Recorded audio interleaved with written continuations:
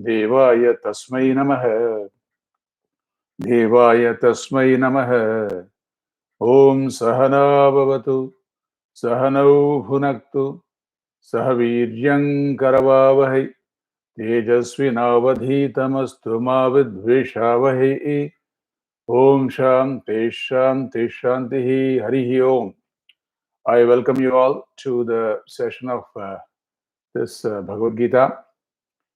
And this is from Arsha Vidya Gurukulam, blessed by Swami Pratikbodanji and blessed by Revered Swami Vitatmanji Maharaj when we were approached from the devotees of the Allentown Hindu Temple in Allentown, Pennsylvania.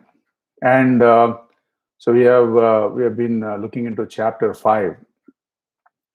And in chapter 5, very, very categorically, Bhagavan in the previous in the sloka 5.8 and 5.9, he is listing all kada, when all this Tattva Jnani will have that vision, and he is not sparing any moment. Pashyan, Shrunvan, Vikran, Swapan, Swashan, Ashnan, Gachan, Pralapan, Visarjan, Grinhan, Unmishan, Nimishan, even while blinking, he will blink.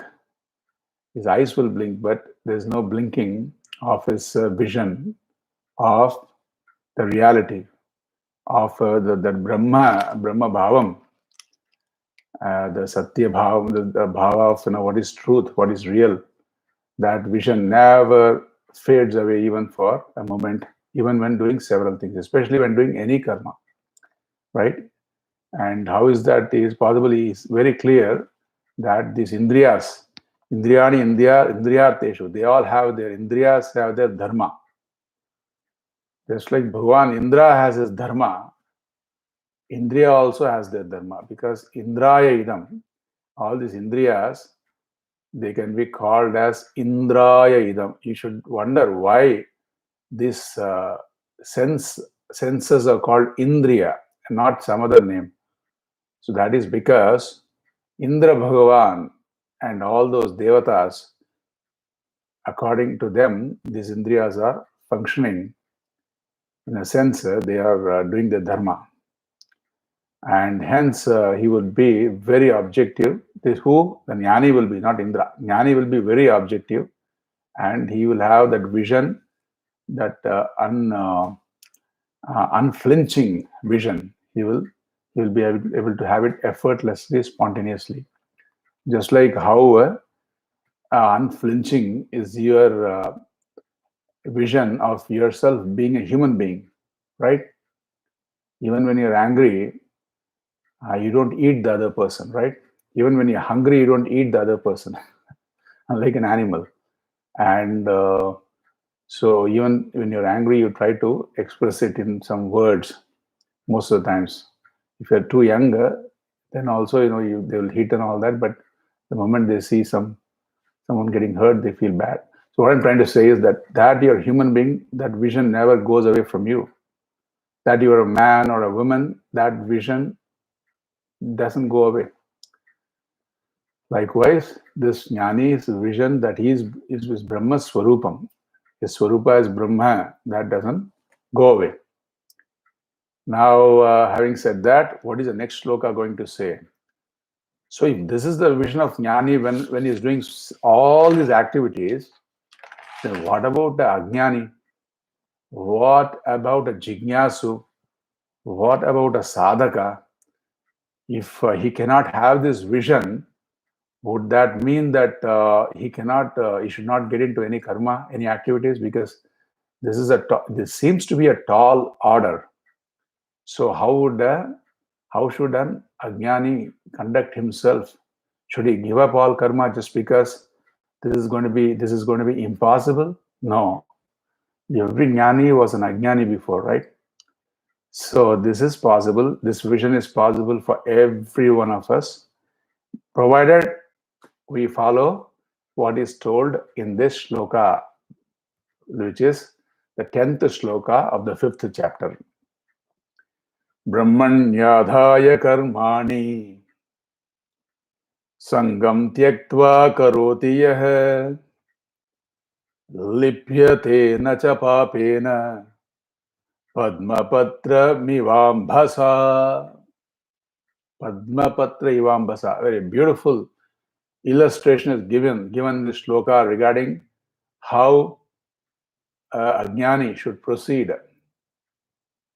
With what vision should he proceed while performing his karmas? We have heard this before. Look at this shloka, how it is juxtaposing, means it is putting two things together here. So here in this shloka,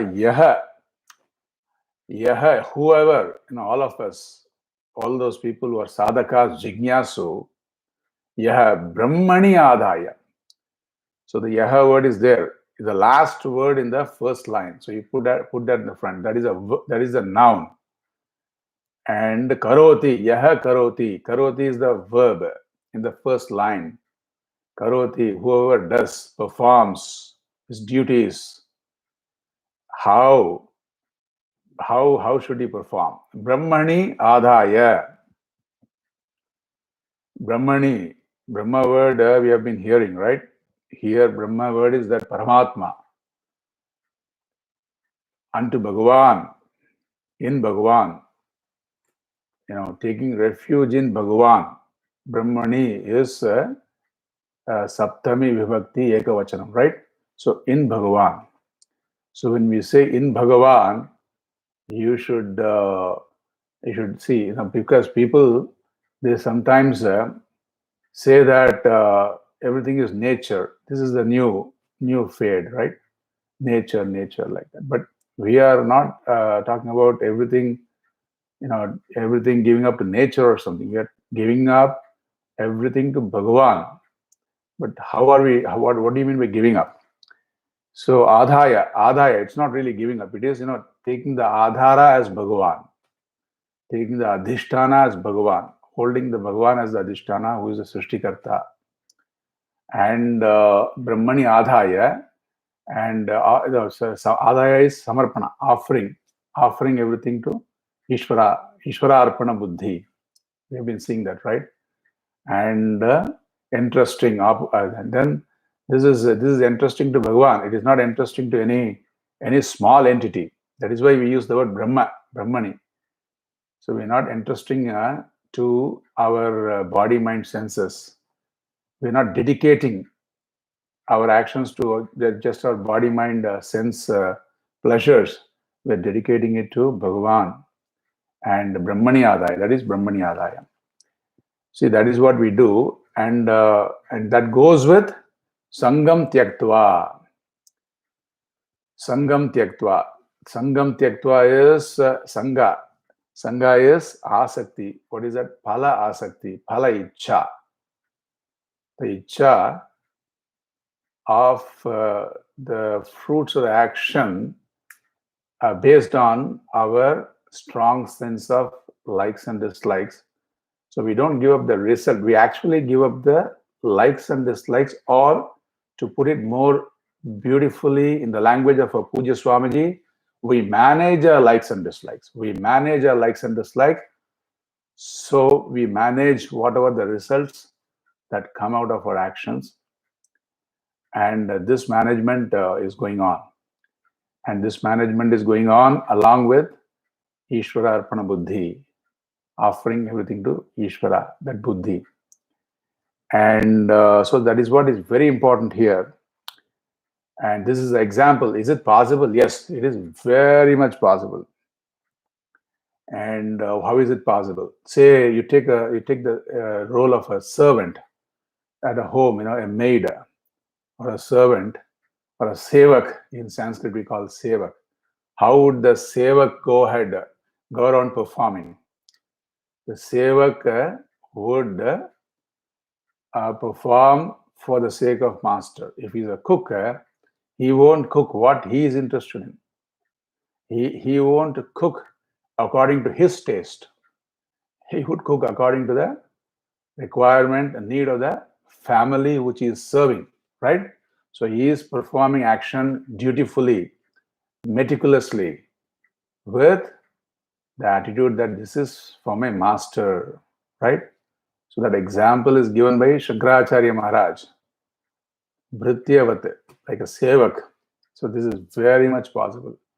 And in addition, as a sadhaka, sevak at least would have the mamakara buddhi. This is, abhimana. You would have the abhimana. But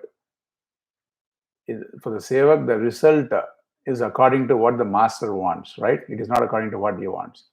But while he performs duty, he feels that I am doing it. I hope I get some credit and all that, right? Whereas for a sadhak, for the one who's a seeker, he doesn't even have that abhimana because he's offering. This is all possible because of Ishvara. It is Ishvara's hands which are performing. The Shakti behind my hands, my Indriya, is Indradi Devata. So like that, he is even offering his actions to Bhagavan. So as you see, why I say this shloka is quite significant is because in this shloka, it is not just about giving up, it is also what you take up to. Both are important. Giving up, phalaicha, that doesn't mean you don't have any icha. You have the Ishvara Prasada, and that doesn't mean you are not looking forward. You are looking forward to the result as Ishvara Prasada. And you are giving up, but you're performing with Ishvara Arpana Buddhi. So you take up to Ishvara Arpana Buddhi. You take up to Ishvara Prasada Buddhi. You take those things. Positively you take. And to put it negatively, it is replacing what? It is replacing our own phalaicha based on our strong sense of likes and dislikes. Because we always hear, right? Give up attachment, give up attachment. We hear that. That is putting it negatively. When you put something negatively, you should also supplement with what should be taken up. That is called also putting something positive. So to a child, you can say, don't do that. But if you also advise the child what all the other options he can take up to, give 5 different options and then say, don't do it. Do this, one of these. Don't do that. The child feels it is possible, it is doable, it is easy for the child, right? Likewise, we should not just stick with putting something negatively. Give up attachment. That is not Pujya Swamiji's way of presenting. Giving up attachment. Pujya Swamiji always compliments it with what we should take up to, because we are all ready. We are sadhaka. We are ready to do something. So we do it, but we do it with Ishvara Arpana Buddhi. That is what we take up to. That attitude we take up to, and then giving up becomes easier.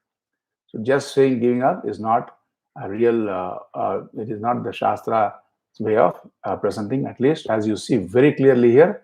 Brahmani adhaya, take up to Paramatma, and then Sangam Tyaktva. Both are there in this shloka. This shloka can be quoted to put clearly that it is about both. It is not. It is both about taking up positively something, and in addition to giving up something negatively. All right. So this is very clear in this shloka.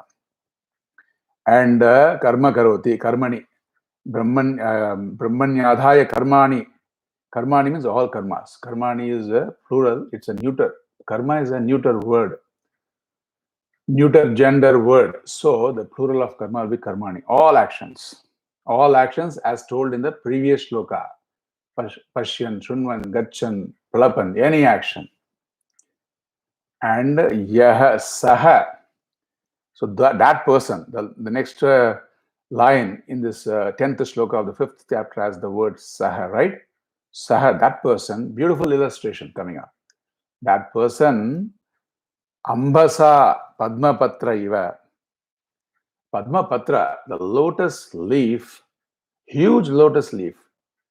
There'll be more than a few drops of water. Ambasa, by this water, Ambasa, Padma Patram, this Padma Patram, lotus leaf, Papena na lipyate.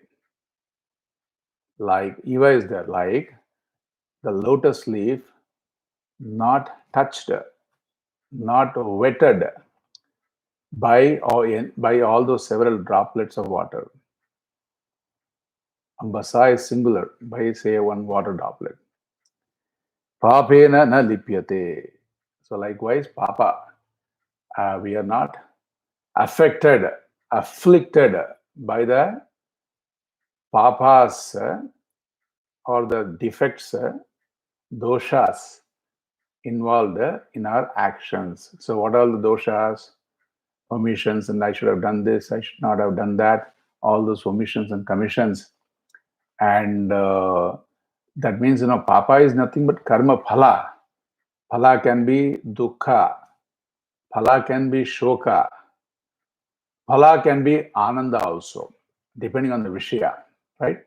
But that phala, ananda is dependent on the vishaya. We are doing this karma not for the phala of that vishaya.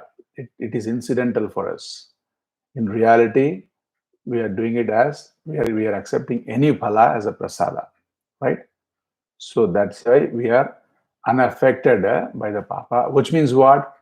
We can have, we can conduct our affairs. We can have several human births, may or may not, but then we are totally free right from the beginning. We are free from all those sharira bada, mana, the bada of the mind and body, and all those sense complexes. So that kind of a freedom is there because of this. That is what it means, na lipyate, not affected. All right. So this is what I have to say regarding this shloka. So then for what purpose is he doing? That we'll see in the next shloka. But before that, we'll see the translation of this shloka. The one who performs actions, giving up attachment, offering one's actions unto Brahman, is not affected by sin, just as the leaf of a lotus is not wetted by water. So this is the beautiful illustration here. And with this illustration in mind, we'll jump into the next shloka. So next shloka, since this is possible, to do karma like that, then what is the purpose? The purpose, that we are accepting the result of the action as prasada. It is something to do with our attitude. That is not what we are. That is just our attitude, which we train ourselves based on the shastra, words of the shastra, based on what is a fact. But here, for what sake, very clearly, which we keep saying several times. What do we keep saying? For the antakarana shuddhi, right? For the preparation of the mind. We keep saying that several times. But this next shloka is where you will see that very, very explicitly mentioned. So, this is the next shloka. Kayena manasa buddhya kevalairindriyairapi yoginah karma kurvanti sangam tyaktva atma shuddhaye. Sangam tyaktva atma shuddhaye. So atma shuddhaye, for the first time, in maybe somewhere else also told in a different way, but at least in the last 5 chapters, for the first time, very clearly, for what purpose a sadhaka, a jignasu, would perform karma is very nicely told here. So what is it saying? Yoginaha. Yoginaha word is the subject here. He is a subject. That person. Yoginaha. Yoginaha is all yogis. It's a plural actually. Yoginaha. Karmi. So here Yoginaha is karma yoginaha. And those people who want to take up to karma yoga, sangam tyaktva. The sangam tyaktva is what we saw in the previous shloka. Sangam is, association with what? Sangam tyaktva. Sangam with our likes and dislikes. Sangam tyaktva is the tyaga, the giving up It is not about the result. It is about giving up our strong sense of like or what I dislike in a certain action. So that while role playing, if you don't like to play that role, say of the mother or the father, or of the brother or the sister, or of the son or the daughter, how miserable, right? So this role playing without any strong sense of likes and dislikes, you are anyway doing. So that kind of a giving up, sangam tyaktva. Then your role playing is actually even more perfect that way. And now positively, so sangam tyaktva is given. Then for what purpose? So giving up is told, but what should be taken up for what reason? What is my phala, real phala here? Which apart from my attitude, what am I getting? Is this Atma Shuddhaye. You're doing it for the sake of Atma Shuddhi. So that ichcha you can have, that desire, or that, this is all because why can you have that? Because you're going to have to maintain that, whether you like the phala or not. This is all for my Antakarana Shuddhi. This is all, cleansing my mind and removing all the defects of my vision, of my, Antakarana. So this Atma Shuddhi, the Shuddha word, Atma is, here Antakarana, mind. And Shuddha is what? To be more specific, you can take Shuddha as an increase of Sattva Guna, the desire to know, the desire to do what is right. That is all part of Sattva Guna. The desire to match with what I like and dislike with what is right and wrong. That is Sattva. And Rajas is what? So when you say Sattva is increasing, it is at the cost of Rajas and Tamas. So Rajas is the desire to just not think before doing. So you slowly, that kind of just desire where you're pushed to do something just based on your likes and dislikes. That reduces. And Tamas also reduces. Tamas is what? The desire not to do anything. I don't feel like. I know it's very important to prepare for this exam, for this test, for my, assignment, for my meeting, for that and this and whatnot, for my class, but I don't feel like doing anything. I don't want to do it. Today I feel like, not working at all. So this giving up this tamas, and you feel that, no, this is where I need to exert myself and make my mind more available for what is right, because I'm a sadhaka, and this is going to be whether whatever might be the result. It may not be as efficient as when my mind is 100%, but I still try that way. Whatever might be the result, I have the result of Antakarana Shuddhi.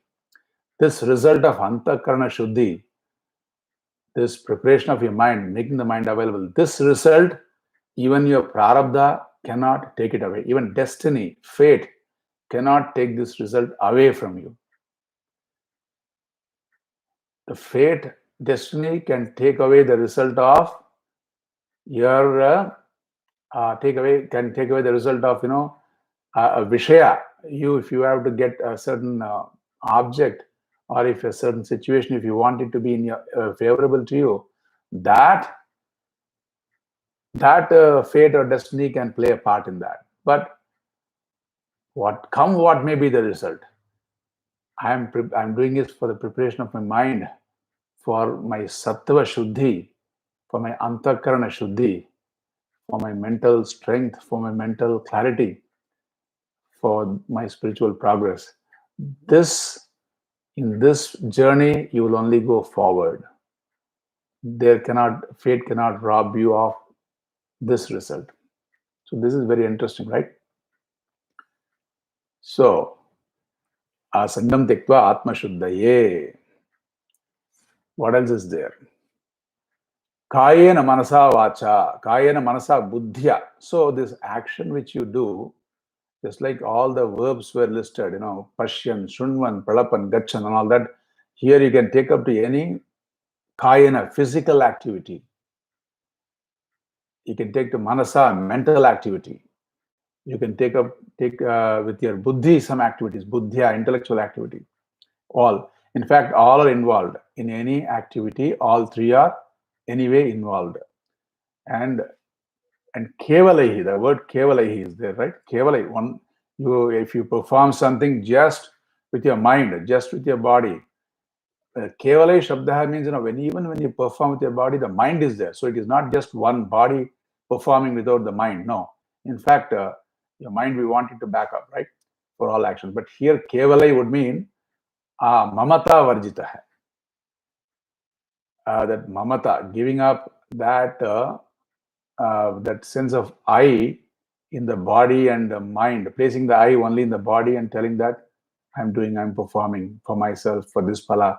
So that that ignorant I, giving it up, ignorant mind, the mind, the attitude of this is me and mine about myself, giving up that is the kevalai. So that having taken that away, then performing action.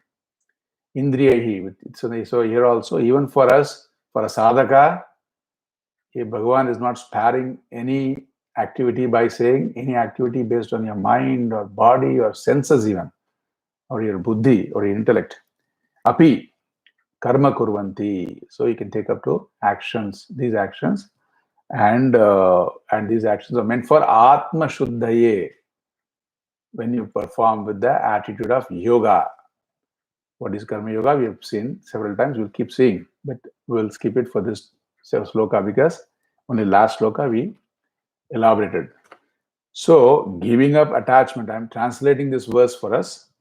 Giving up attachment, karma yogis perform action purely without attachment, with the body, mind, intellect, and also by the senses, for the purification of the mind, antakarana shuddhi. All right. So, in a way, Bhagavan Sri Krishna is saying, Tasmate tatraiva tvam adhikaraha. Arjuna, may your focus be only antakarana shuddhi. Don't worry about anything else. All right.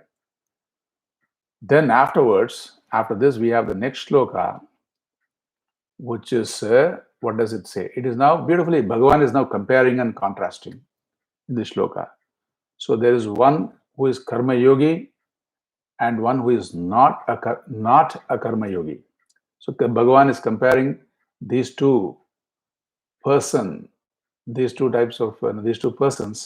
in this next sloka, which is the 12th sloka. And when Bhagavan is doing that, he's just using the first line for the karma yogi and the second line of the sloka for the one who doesn't have this backing, this attitude of karma yoga. Yuktah, so we'll see the sloka first. Yuktah karma phalam tyaktva shantimapnoti naishthiki ayuktah kamakarena phale sakto nibadhyate. Phale sakto nibadhyate. Yuktah. So the word yuktah is the noun in the first line. So who is yuktah? We are all yuktah. Yuktah with what? Yuktah is associated. We are all associated one. We are the associated ones. And now this associated one, this sadhaka, jignasu, this seeker is associated with what? With yoga. He is associated with yoga. And yoga is what? Is it hatha yoga? Here it is karma yoga. He is associated with karma yoga. And so karma yoga yuktaha. So the yuktaha can be yoga yuktaha. You can also say karma yoga yuktaha. So I'm expanding that word. And now here again we see what is karma yoga. Yeah, so karma yoga is, when he's connected to karma yoga, is it physically or mentally? It's mentally, right? Manasi. And in Manasi, what is being placed in the mind? That bringing Ishvara into mind.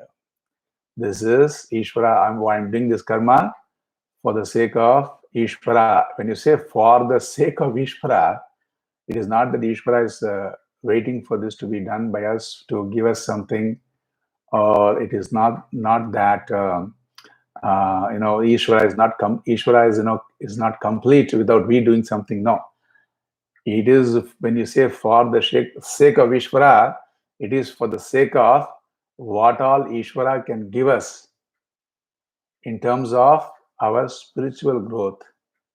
For that sake. So for that sake, and then also when you take up to Ishvara's offering to Ishvara, then the phala is also coming from Ishvara, prasada buddhi. The result is also accepted like that. That is the karma yoga. So yuktaha is the person who is connected, associated with this kind of an attitude. And of course, what is the next word? Karma phalam tyaktva.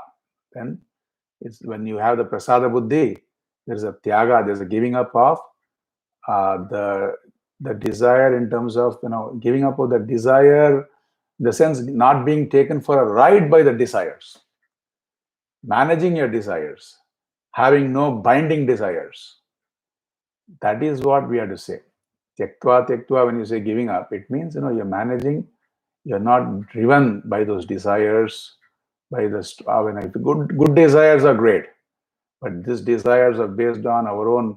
Suppose if they are based on our own strong sense of what is that which is going to be pleasing me, only that I need to experience. I don't want to experience anything that displeases me. That kind of a strong sense of like and dislike, that we are free from. This Karma Yogi is trying to be free from. And this Tyaktva is giving up, and Naishtikim. Then he gets what? Shantim apnoti, right?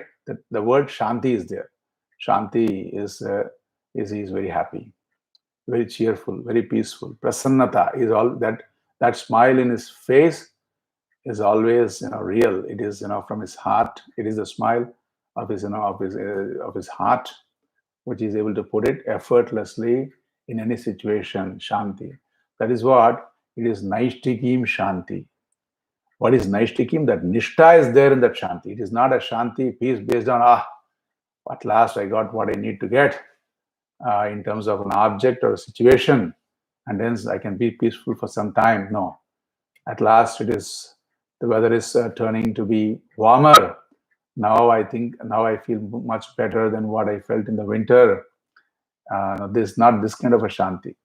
Shanti is not dependent on any object. It is dependent on your own self. So that kind of a peace, Naishtikim, that is why the word Naishtikim is there. Naishtikim Shantim apnoti. Apnoti means he gains. Though they gain. Apnoti is actually singular. So it is he gains. Ayuktaha. So the next line. So when you saw about yuktaha, one who is associated with karma yoga. So next line is for ayuktaha, one who is not associated with karma yoga, with the attitude of yoga, with the attitude of bringing in Ishvara. If he is not associated with that ayuktaha, what about him? For him, kama karena, and because if he is not associated with that, if his mind is not bringing Ishvara, then it is already having, it is already being engulfed, or in the sense being drawn away by the strong sense of desire about what is not good, or what is not bad. It's not about that. It is about what I really want, not really caring for what all the repercussions and all that. So that kind of a strong sense of desire, binding desire. And so the binding desire is binding. How is it binding? Because it is binding because I am bound by the fruit of this desire. I am bound by the outcome of this desire. My happiness, my sadness, if it is going to be based on the outcome of this particular fulfillment of this particular desire, then I am bound by that desire.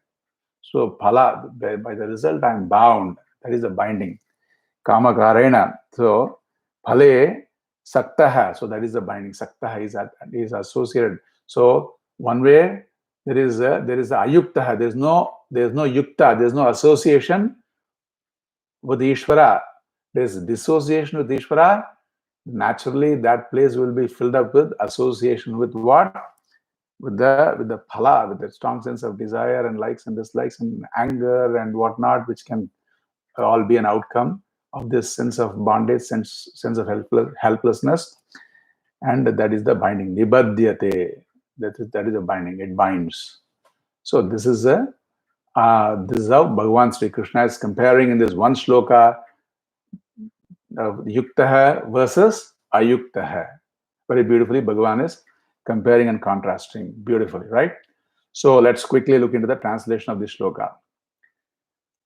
Puji Swamiji says, the one who is endowed with Karma Yoga, giving up the result of action, gains a composure born of a commitment to a life of Karma Yoga. Whereas one who is not committed to a life of Karma Yoga, led by desire, is bound, being attached to the result of action. So this is what Puji Swamiji has as translation. And the next shloka is a very important shloka also. And this is the shloka. See, as I told you, I showed the shloka in this. This is the fourth shloka I'm covering. And within this fourth shlokas, the first shloka I dealt with was talking regarding, how we have to put both positively and negatively for the sake of, progress. And it's not just about giving up or not being attached, right? That's what I told in the first shloka I dealt with today. And then I also told how, for the first time in the Gita, we have Atma Shuddhaye, for the sake of Antakarana Shuddhi. It is stated very clearly. I told that also. Then in this final shloka I want to do today, I want to give today. So here beautifully, Jivan Mukta. It's a shloka as a proof for this knowledge, this self-knowledge is possible while living here now, and that possibility that is very clearly, explicitly stated in this shloka. So what is the shloka? Sarva karmani manasa sanyasyaste sukham vashi navadvare pure dehi naiva kurvanna karayan. So this is the shloka. But Shankaracharya's Bhashya is quite long because there's some discussion there. And I'm just going to be combining everything and giving as I do the word meaning of the shlokas. Sarva karmani, all action. Sarva is all. I said that the word sarva is very close to the word survey. In English, we have the word survey when we take a large population for a poll or something, right? So that's sarva karmani, all actions. When you say all actions, what all it means? All actions would be nitya karma and naimittika karma. Nitya karma is all actions which everyday duties, everyday role playing. Those are the everyday duties. And some rituals, everyday rituals. And naimittika. Naimittika karma is occasional. But there has to be an occasion, and that occasion, because of the occasion, you do something. Yesterday was a new moon day or no moon day. So when there's a no moon day or new moon day, we have certain rituals we do, for our ancestors. So yesterday, that new moon day will propel you to do some Veda rituals, some divine rituals. So that is like naimittika karma. Nimittena. There is some nimitta and I do that karma. If you are interested in Sanskrit, that is how the word naimittika has come about. Then kamya karma, all the action for going to heaven. I mean, all the spiritual actions. All the religious activities for going to heaven, etc., and all that. So sarva karmani would include all this karmani. Of course, it would include also those things which you don't want, which should not be done according to the scriptures. Sarva karmani, all these actions, manasa sanyasya, manasa, mentally, sanyasya is giving up. See, it's told mentally giving up. Manasa, not physically giving up. If you're a teacher, not giving up orally, you're teaching. So it's not about giving up physically, orally, or it's not about that. or physically or through your senses. It is giving up mentally. That emphasis is there. And so how would you give up mentally? What? By giving up with the sannyasya. Sannyasya is giving up. Manasa word I'm dealing with right now. Manasa is the mind, giving up mentally, and by viveka, by discernment, by discretion. And discretion here is what is the discretion here? This discretion here is while the roles are happening, while I'm performing, doing my role, doing my activities in myself as Atma, there is no karma, there is no action. I'm free from all these actions. I can remain actionless as the Atma, and still all these karmas can go on. So this is with this kind of a vision. So this is the vision in the mind. This is what it is meant by mentally giving up. And so when there's activity in the body level, when there's activity in the physical level, it is all happening at the level of the body, at the level of the senses. Myself, I'm free. It is all, the actors are doing that. They are taking up several roles, right? In a play, in this play, that play. But they know they're acting. They're actors. Not that they're acting. In reality, we don't want to act, but we want to act upon the situation. Act according to the situation. That we do. So the manasa is having that clarity. Karmani akarma yaf pashyet. So we have seen that. So that kind of a clarity. Sannyasya we saw, giving up. Then when you give up all these activities, you're only giving up mentally. But what happens to that person? Aste, the word aste, he remains. He remains. He still is there. He's not, just because he's giving up, he's not dying. He's still alive. This is the Jivan Mukti we are talking about, one who is living and also free. That Aste word refers to the Jivan Mukti, who's alive still. And how is he? Is he happy? Sukham, the word Sukham is there. Is Sukham Aste. Just because he's giving up things mentally doesn't mean he's a tasteless person. He's not enjoying life. No, he's very much happy. He's enjoying that prasannata, the pleasantness, the genuinity in actions is all there. Everything, sincerity, honesty, all those values are very spontaneous, and he's enjoying. So this is the aste, sukham aste. And this is all possible because he's a vashi. The word vashi is there, right? He's a vashi. What is the word vashi? He's a vashi means he's having the mind and senses available for himself to perform his duties with the mind free from ignorance. So that is a vashi. Vashi means having that is a main reason for his happiness.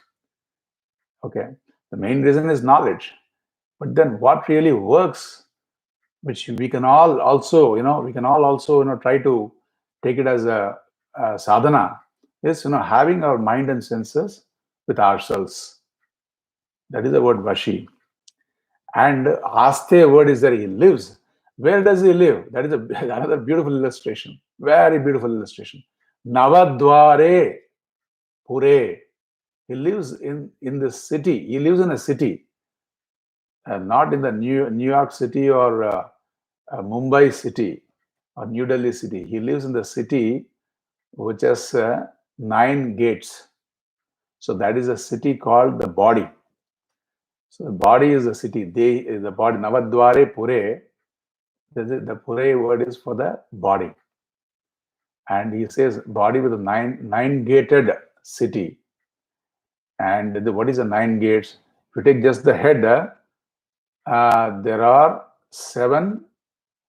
There are in the head only. There are 7 gates, 7 entry points. 2 eyes, 2 nostrils, 2 ears, 6 mouth, 7. And that is in the at the head level. In the bottom we have our for the excretion, 2 more apertures, right? So totally put together 9. So in this 9 nine-gated city. Why is it called a city and not a village or a town or a suburb? Because it is really that kind of so much activities are going on, like a city where there's a municipality, or there's a huge truck collecting the trash and throwing it away, and supplying water and supplying whatnot, to run the whole place. So this is a city, and in this city, this indweller, what is the name? Dehi. The word Dehi is there. So he's an indweller in this body. He is given this word Dehi because he knows he's a Dehi. Most of us, we have the title called Deha because we take ourselves to be the body. I mean, we place our eye just on the body. Then we are becoming a Deha. We are taking ourselves to be Deha. But this person knows he is a Dehi, he is an indweller. So that difference is there. And also one more thing, what about him is, he is, like for example, in a house. So in the house, what happens? In the house, you live in the house. You don't say I house, right? When the body is having a problem, when my nose is not okay, you say I don't look good. But when in the house, when you live, you know that you are just an indweller of the house. If the house, God forbid, if the house catches fire, you would run away. If the hut in some, if the resident indweller of a hut or in a small cottage, if it is on fire, he will just walk away with whatever his little belongings. If he needs something, he will just walk away. He will go out because he knows he's not the house. He won't say, "Oh, I'm getting burnt" and all that. That's not there, right? So you just walk away coolly. Just save yourself. Likewise, this one who is this jnani, the wise person, knows that he is just an indweller in this body. Just like any one of us would know we're an indweller in a house, this jnani is clear that he is just an indweller in this body. Whereas an ajnani, he has the eye firmly placed in the body and mind and sense complex. He doesn't take himself to be just an indweller. So that difference is there. That is why the jnani is called Dehi here. And then what else? Naiva kurvan na karayan. He is very clear. For the sake of myself as Atma, I am not really, having to do anything or have someone else do something for the sake of myself as Atma. And so that is what it is. So the rope is there, and there is the whatever activity you see on the rope, for example, as if the snake is wagging its tail, or it is protruding its tongue, or it is making a hissing sound. All that is not there in the rope in reality, right? So all those activities. So likewise, he is free from all the activities in that sense, and he's very clear that he doesn't, as Atma, as Akarta Atma, he is not requiring any of this because he is birthless and he is deathless also. That kind of a clarity is there. And but he lives. He doesn't die because he lives because there is some prarabdha, there is some destiny, there's a reason for which this birth has happened, and until that comes to a natural end, he will continue to be a jnani, a wise person, and continue to live. So he would. That is the beauty of this Advaita Siddhanta, Advaita Vedanta. Vedanta is Advaita always, where this is very clearly told that you are a Jivan Mukta. You can be a Jivan Mukta. And so this is what is this shloka. And I have to quickly read the translation, and then I'll let you go. The translation here is: the indweller of the physical body, the one who is self-controlled, having renounced all actions mentally by knowledge, remains happily in the nine-gated city, the body, neither performing action nor causing others to act. So this is the translation for this. Very in good shloka for Jivan Mukta. It's a proof that the Gita is talking about a moksha, which is as you live in this world, moksha. And there are other great shlokas are coming. And one of the shlokas, the next shloka is talking about again this how this Atma is free. That is coming up next. And then there's one another important shloka, which is some of the people's favorite, which is what? Avidya Vinaya Sampannaha, Brahmano Gavi Hastini. All these shlokas are coming later. I think we'll have time to see until that shloka next week. And so now I'm going to conclude with prayer. And Purnamada Purnamidam Purnat Purnamudachate Purnasya Purnamadaya Purnameva Vasishyate. Om Shanti Shanti Shanti Hari Om. If you possible, please come to the Bhagavatam session, which is going to be on Zoom in approximately 5 minutes. Shanti Shanti Shanti. Thank you all.